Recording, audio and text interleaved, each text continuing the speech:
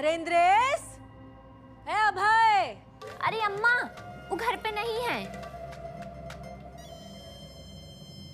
नमस्ते आंटी जी, नमस्ते अंकल जी। खुश रहो बिटिया, खुश रहो बिटिया। इंद्रेश,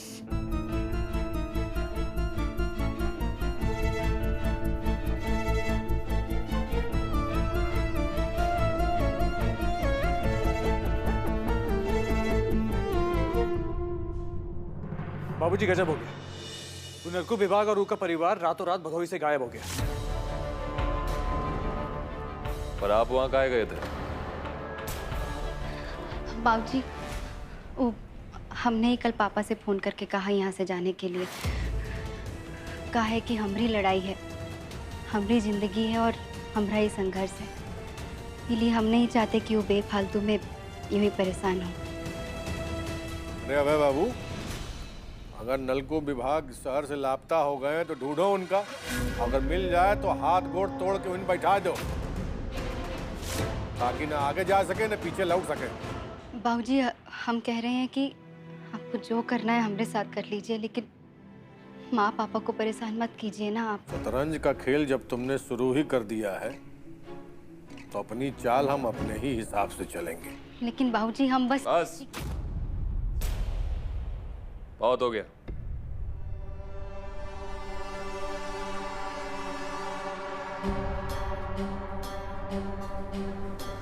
आराम से इस घर से चली जाती ना तो पूरे घर में शांति होती, लेकिन नहीं, इनको तो रोज का ड्रामा करना है। किसी को कुछ कहने करने की जरूरत नहीं है। जो कहेंगे हम कहेंगे।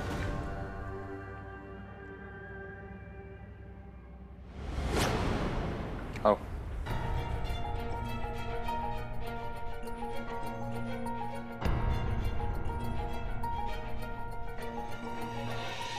प्यार करती हो हमसे?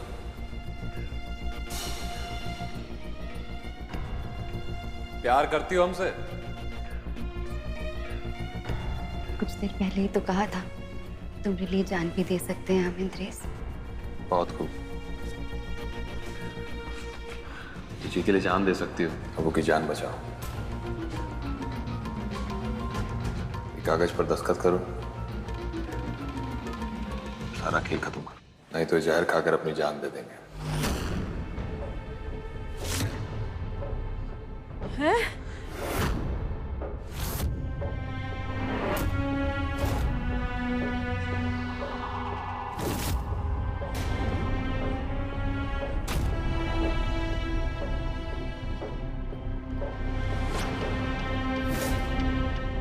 इंद्रेश, ये कहाँ है? क्या कर रहे हो? इंद्रेश, हे बाबू, अब सुनिए ना, ये क्या हो रहा है? कोई बीच में नहीं बोलेगा। कमरी और स्वाति के बीच की बात है। दस्तक ही नहीं, दस्तखत नहीं किए तो जहर पिएंगे और फिर सब खत्म।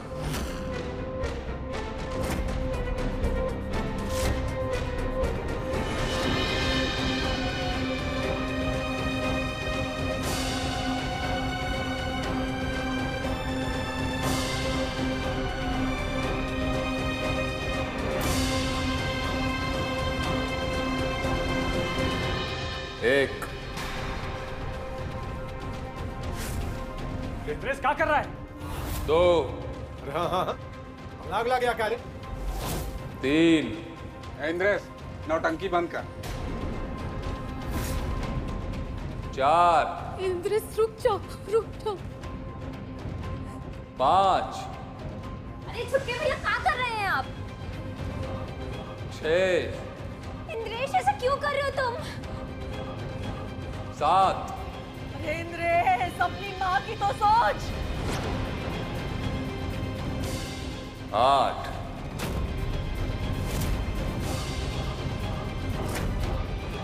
हाय दैया इंद्रेश भैया, क्या कर रहे हो? अम्मा, ऐसा बात दस्तखत कर देना। अरे परान लेगी क्या अपने पति के?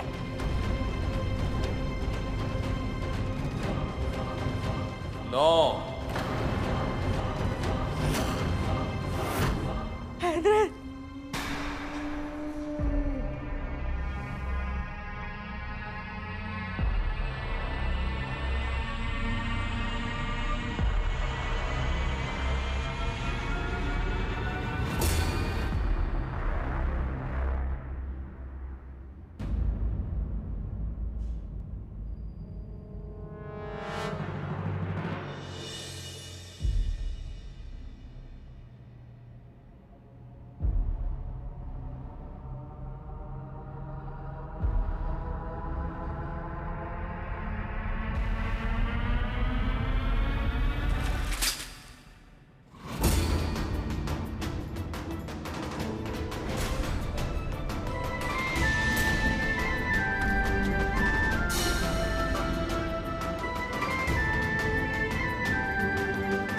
ना तो हम तुमको ये जहर पीने देंगे इंद्रेश, और ना ही दस्तखत करेंगे।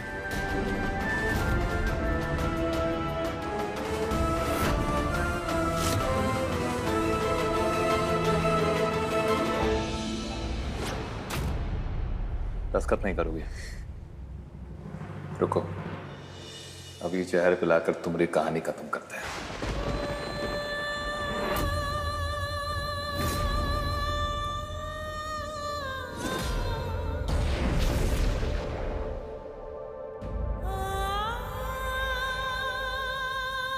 पियो।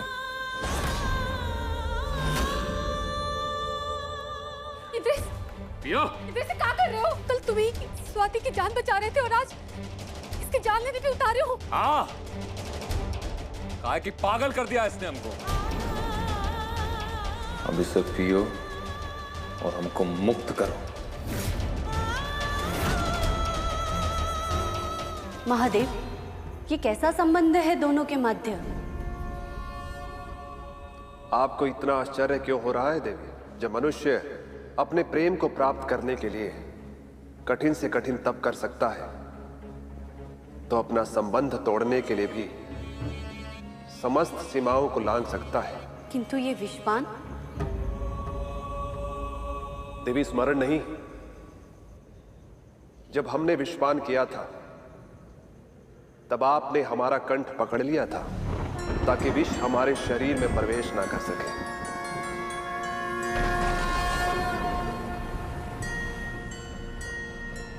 महादेव, यहाँ स्वाति का जीवन संकट में है और आप है कि पुरानी बातों का स्मरण कर रहे हैं। क्योंकि हम स्वाति के विश्वास को पढ़ सकते हैं। देवी, इंद्रेश के हृदय में छाए विषैले विष को समाप्त करने के लिए ये स्वाति का प्रयास है। ये उसका विश्वास है कि इंद्रेश उसे विषपान नहीं करने देगा। इंद्रेश,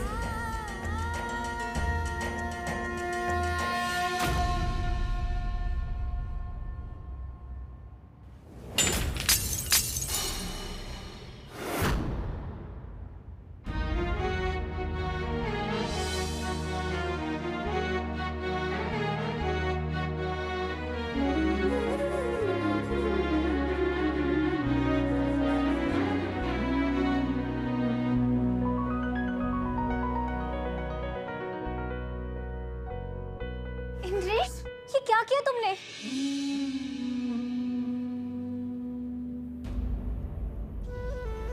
महादेव, आज आपने हमें पुनः बोध करा दिया कि श्रद्धा और विश्वास से कुछ भी हो सकता है।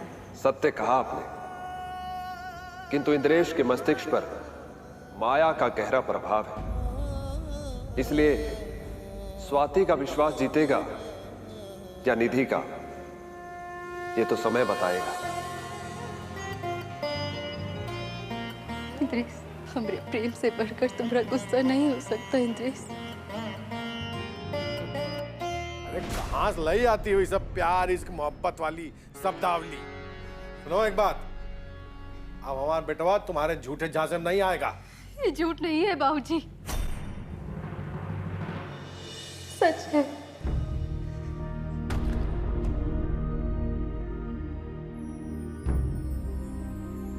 अगर आज तुम ये जहर खा के मर जाते ना, तो लोग हंसते तुम पर, कहते कितना कमजोर आदमी था ना,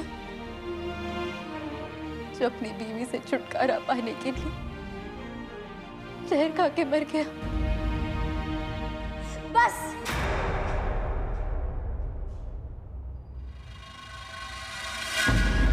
बस स्वाति, बस बहुत हुआ। कुछ भी मत बोलो तुम।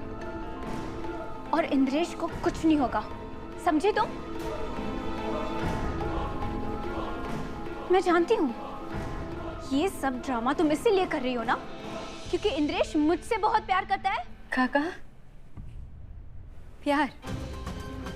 कैसा प्यार निधि, जो जान ले ले? अरे हमरे प्यार में इतनी ताकत थी कि इंद्रेश मौत के मुंह से लड़कर वापस आ गया, और वही तुम्हारा प्यार इतना कमजोर है कि आज वो जहर खाने पर मजबूर हो गया। नॉनसेंस स्वाति, ये सब मेरी वजह से नहीं, तुम्हारी वजह से हो रहा है। तुम जो ये जिद करती रहती हो ना, उसकी वजह से इंद्रेश इतना वीक हो चुका है, सिर्फ तुम्हारी वजह से। बस।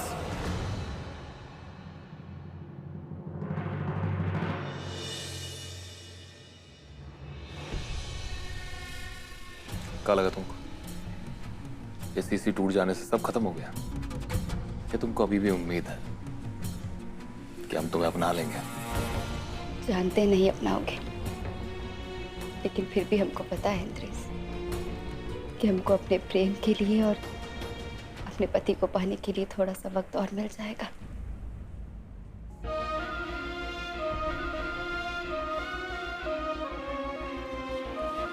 और अभी हमारी कसम तो तुम मानोगे नहीं, है ना?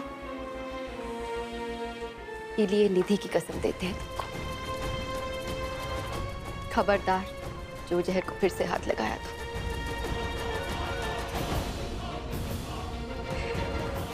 देखते हैं निधि तुम्हारी कसम मानते हैं या नहीं।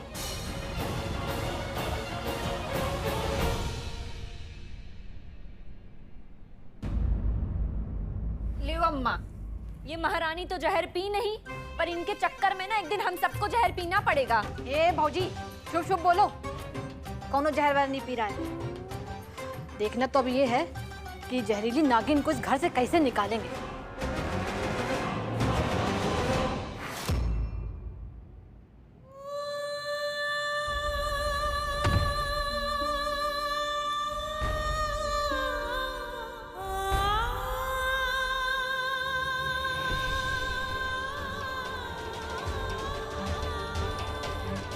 हे मां संतोषी,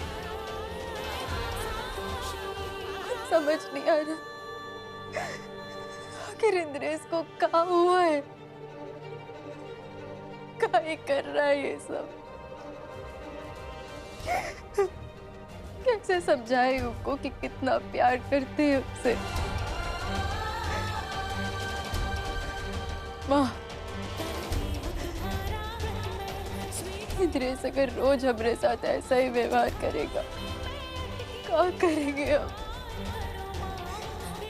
एक दिन तो हम भी हिम्मत हार जाएंगे माँ। आखिर है तो हम भी इंसान ही ना, तब सहन करे।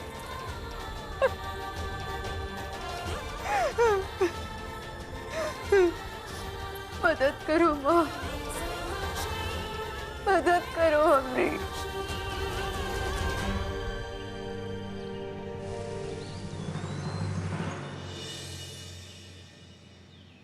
नारायण नारायण। प्रणाम माते। प्रणाम देवऋषि। माते, अत्यंत व्याकुल हो रहे थे, इसी कारण आपसे भेंट करने हेतु चले आए। यदि आपकी व्याकुलता स्वाति के विषय से भिन्न है तो अवश्य कहिए। क्षमा चाहते हैं माते, किंतु हम तो इसी विषय पर परिचर्चा करने हेतु आपके समक्ष आए थे, और यदि उचित समय नहीं है तो मैं आज्ञा दे माते। देवऋषि, ये उचित समय संतोषी लोक के पौधों को जल देने का है। आप हमारी सहायता करेंगे? अवश्य माते, जैसी आपकी आज्ञा। आज तो मैंने बहुत एंजॉय किया, सच में। अच्छा इंद्रेश, तो क्या हो रहा है इंद्रेश तुम्हें? अभी तो हम इतना बाहर घूम कर आए हैं, अब तो स्माइल करो।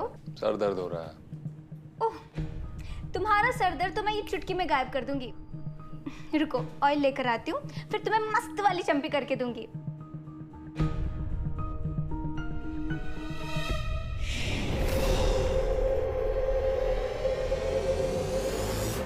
निधि,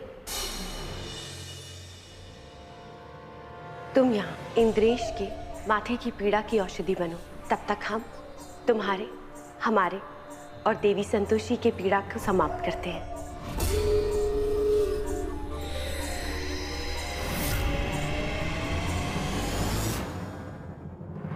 जैसी आपकी आज्ञा माते।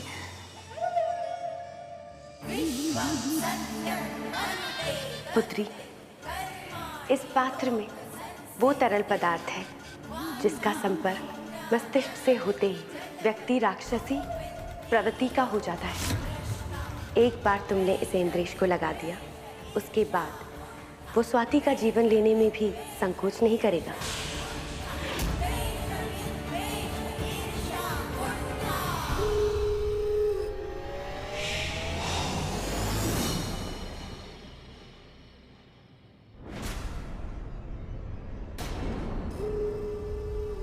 ये ऑयल मैंने कब लिया? खैर, जाकर इंद्रेश के सर की मालिश कर देती हूँ। इंद्रेश, आ जाओ। तुम एक काम हम यहाँ बैठ जाते हैं, तुम यहाँ बैठो। आ जाओ।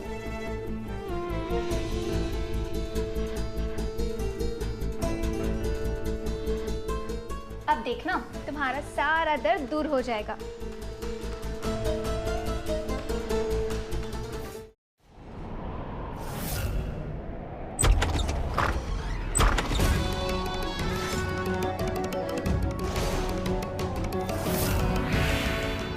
इतनी जोर से दरवाजा खटखड़ा रहा है। हाँ निधि बिटिया, आई तुम कब आई? इंद्रेश नहीं है? इंद्रेश मेरे घर में आराम कर रहा है aunty ji. I mean, mummy ji. अरे वाह, अच्छा हुआ तुम मम्मी जी बोल रही हो। अब तो तुम इस घर की बहू बनने वाली हो ना? सही है। हाँ, वो धीरे धीरे आदत हो जाएगी। और बात ये भी है ना आंटी जी, जब तक स्वाति आपको माँ जी बोलना छोड़ ना दे, तब तक मेरे दिल से और मुंह से मम्मी जी निकलेगा नहीं ना। वैसे है कहाँ वो? अब तुमको उससे का काम पड़ गया? पहले कम उसको तकलीफ दी हो का, जो फिर से उसकी खैर खबर पूछने आ गई। रिंकी, तुम्हारी चाची कुछ ज्यादा ही बोलती है नहीं? हाँ। एक काम करो, इन्हें कमरे में शांति से बंद ही कर दो।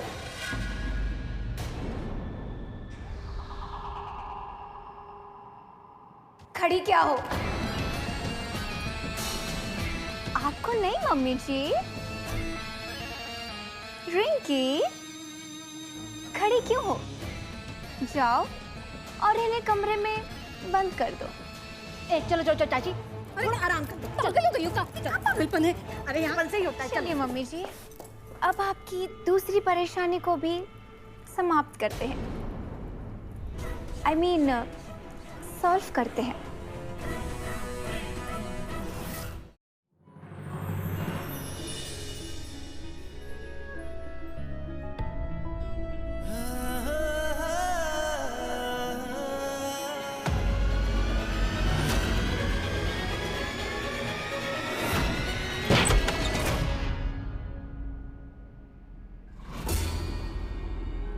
तुम यहाँ? हाँ, यहाँ। आज मैं देखती हूँ कि तुम डिवोर्स पेपर पर साइन कैसे नहीं करती।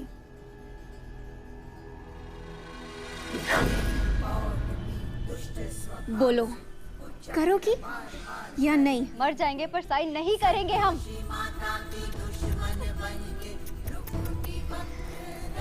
फिर तो बहुत मुश्किल होगी तुम्हें।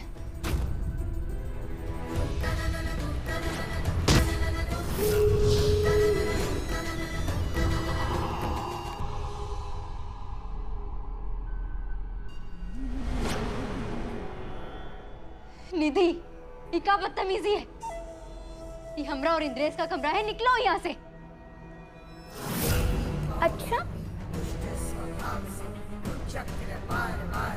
पकड़ो इसे।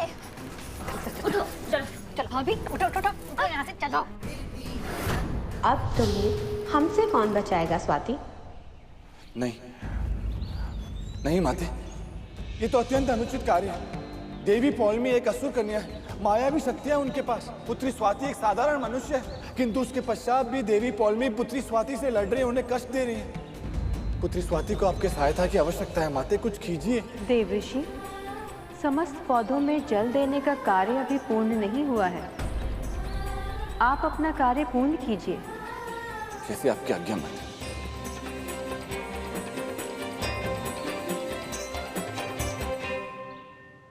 आज माता संतोषी को क्या हो गया है? वो इस प्रकार का व्यवहार क्यों कर रही है? हमारी बात भी नहीं सुन रही।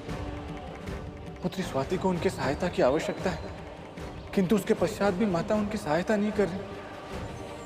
और हमें भी पता नहीं क्यों इन पौधों को जल देने का कार्य दे दिया है।